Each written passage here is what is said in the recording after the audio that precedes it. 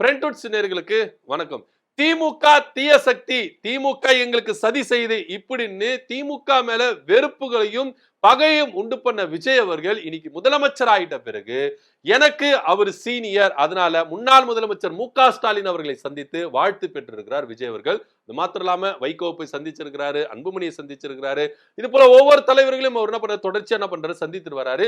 இது அரசியல் முதிர்ச்சியை காட்டுது அப்படின்னு தொல் திருமாவளவன் அவர்கள் விஜயை பத்தி என்ன பண்ணிருக்காரு, வாழ்த்து தெரிவிச்சிருக்காரு. இது எல்லா முதலமைச்சரும் செய்யறதுதாங்க. இப்போ உதாரணத்துக்கு ஒண்ணு இல்லைங்க, கடந்த தடவை துணை முதலமைச்சரா உதயநிதி ஸ்டாலின் அவர்களை தேர்ந்தெடுத்தாங்க. உடனே அவர் என்ன பண்ணாரு, ஒவ்வொரு கட்சி அலுவலகத்திலையும் ஒவ்வொரு தலைவர்களை போய் சந்திச்சு என்ன பண்ணாரு, வாழ்த்து பெற்றார். எடப்பாடி பழனிசாமி கூட வாழ்த்து பெற்றார், ஓபிஎஸ் ஐயா கிட்ட கூட வாழ்த்து பெற்றாருன்னு வச்சுக்கலாம். இன்னைக்கு விஜய் அவர்கள் அந்த அரசியல் செய்யறாரு. சோ இது வரவேற்கத்தக்கது, அதுல எந்த வித மாற்று கருத்து இல்ல. ஏன்னா விருப்பு வெறுப்பெல்லாம் கடந்து இவர் ஒரு முதலமைச்சரா இருக்கிறாரு.